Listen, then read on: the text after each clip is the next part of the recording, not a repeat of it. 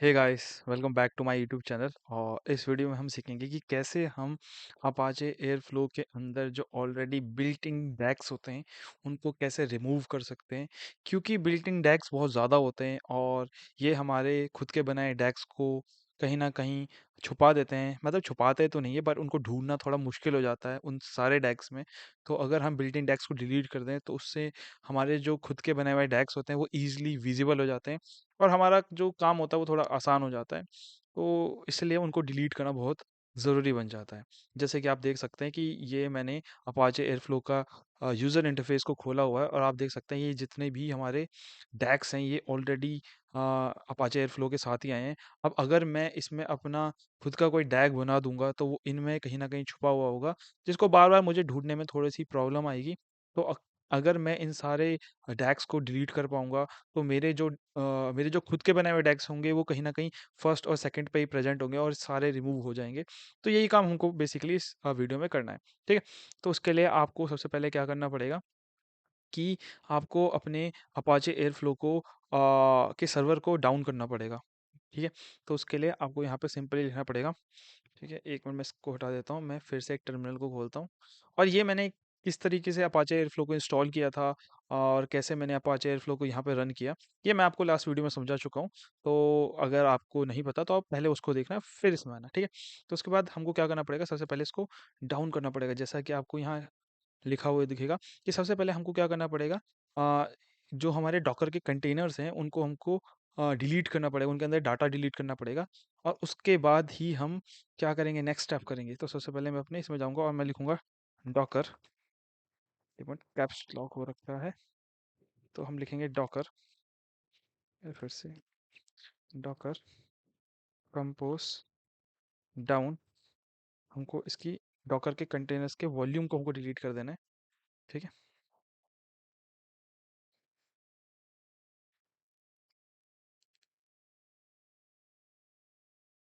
तो जैसे ही आपने वो डॉकर के कंटेनर्स की वॉल्यूम को आपने डिलीट कर दिया है, आपको अपने डॉकर कंपोज YAML फाइल में जाना है और इसमें से आपको इस पर्टिकुलर चीज़ को ढूंढना है, जहाँ पे आपको लिखा दिखेगा air flow core load examples और यहाँ पे आपको ट्रू की जगह बस फॉल्स कर देना है। तो मैं भी यही काम करने वाला हूँ। मैं यहाँ पे सर्च पे जाऊँगा और मैं यहाँ लिखूँगा मुझे ढूंढ के दो एयर फ्लो, उसके बाद कोर।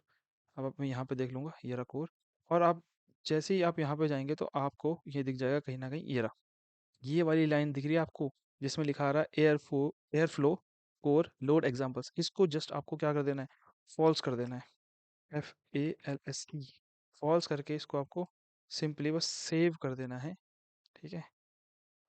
एक मिनट, FALSE गलत हो गया, FALSE। हुँ, इसको आपको सेव कर देना है और जैसे ही आपने सेव कर दिया है तो अब आपने अपनी डॉकर कंपोज़ कॉन्फ़िगरेशन फ़ाइल के अंदर चेंजेस लाए हैं। तो आप जब दोबारा से इमेजेस डाउनलोड करोगे तो उस इमेजेस डाउनलोड में इनबिल्ट एग्ज़ाम्पल्स डाउनलोड नहीं होंगे अब, ठीक है? क्योंकि यहाँ पे हमने फ़ॉल्स कर दिया है। तो अब मेरे को नीचे यहीं पे टर्मिनल में जाके लिखना है डॉकर मेरे फिर से कंटेनर्स बना दो।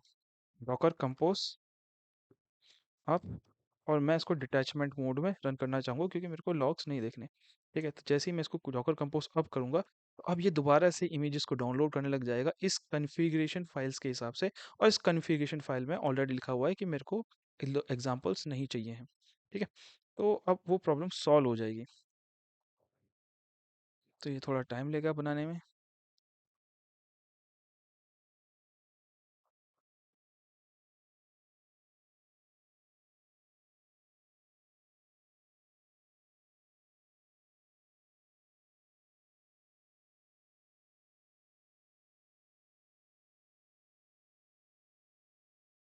तो अब मेरे कंटेनर्स बन चुके हैं। अब मैं दोबारा से जाऊँगा और लोकल होस्ट में जाऊँगा और यहाँ पे मैं एंटर मार के देखूँगा।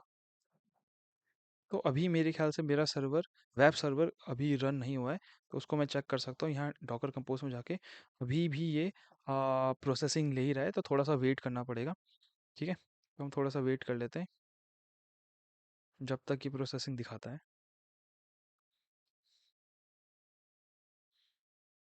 और ये बेसिकली डॉकर है। डॉकर के अंदर आपको पता होगा, डॉकर के अंदर ये रहा मेरा कंटेनर, और ये कंटेनर मैंने अभी जस्ट डाउनलोड किया है। और इस कंटेनर के आप इसके अंदर क्लिक करेंगे तो आपको इसके सारे लॉग्स दिख जाएंगे। ठीक है, तो आपको अब यहाँ जाना है, मेरे ख्याल से लोड हो चुका है। और अब आपको दोबारा से डालना है एयर फ्लो, और पासवर्ड में डालना है एयर फ्लो। जैसे ही आप एंटर मारेंगे तो अब आपको बिल्ट इन एग्जांपल्स नहीं दिखेंगे, जैसा कि आप यहाँ देख सकते हैं। अब यहाँ पे कोई भी बिल्ट इन डैग नहीं है, तो जो डैग आप क्रिएट करेंगे केवल वही यहाँ पे विजिबल होने वाला है। तो कैसे पता चलेगा? हम एक डैग बना के देखते हैं। तो डैग बनाने के लिए आपको जाना होता है डैग वाले फ़ोल्डर में, और उसके अंदर आपको एक पाइथन की फ़ाइल लिखनी होती है। तो मैं लिखता हूँ माई फर्स्ट डैग और डॉट py। ठीक है? आपको ये लिखनी होती है, और इसके अंदर आपको अपने डैग से रिलेटेड कोड लिखना पड़ेगा। और जैसे ही आप डैग से रिलेटेड कोड लिख देंगे यहाँ पे, उसके बाद वो डैग आपका वहाँ विज़िबल हो जाएगा। ठीक है? तो इसका एक काम करता हूँ मैं, जस्ट अभी एक डैग को कॉपी करता हूँ और आपको पेस्ट करके दिखाता हूँ। तो ओपन न्यू विंडो,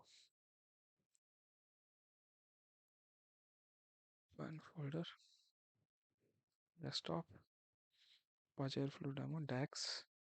अच्छा, इसमें भी डैग नहीं है। हम्म, एक मिनट, मैं जल्दी जल्दी एक काम करता हूँ, जल्दी जल्दी एक डैग लिख के दिखाता हूँ, उसके लिए मैं वीडियो। तो जैसा कि आप देख सकते हैं कि मैंने जल्दी से बस एक डैग को कहीं से कॉपी कर लिया, और इस डैग के अंदर मैंने एक फ़ाइल बनाई, और इसके अंदर ये कोड को मैंने यहाँ पे पेस्ट कर दिया। और मैंने इसको जब सेव किया तो आप देख सकते हैं, जैसे ही मैं एयरफ्लो के यूआई में जाऊँगा तो मुझे यहाँ पे मेरा डैग दिख जाएगा। तो इसका नाम scrap and merge Flipkart iPhone इसलिए आया है क्योंकि मैंने इसको नाम यही दिया हुआ है। अगर आप यहाँ जाएंगे तो आपको दिख जाएगा इसका नाम, ये रहा। तो इसी नाम से मेरा ये डैग यहाँ पे आ चुका है।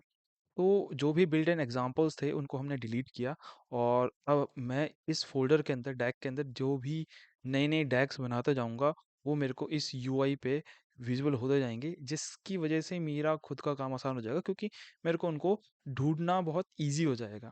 बिल्ट इन एग्जांपल्स में इनको ढूँढना थोड़ा मुश्किल होता है। ठीक है? तो इसी के साथ इस वीडियो को ख़त्म करते हैं, और नेक्स्ट वीडियो में हम फ्रॉम स्क्रैच अपना फर्स्ट डैग बनाने की कोशिश करेंगे।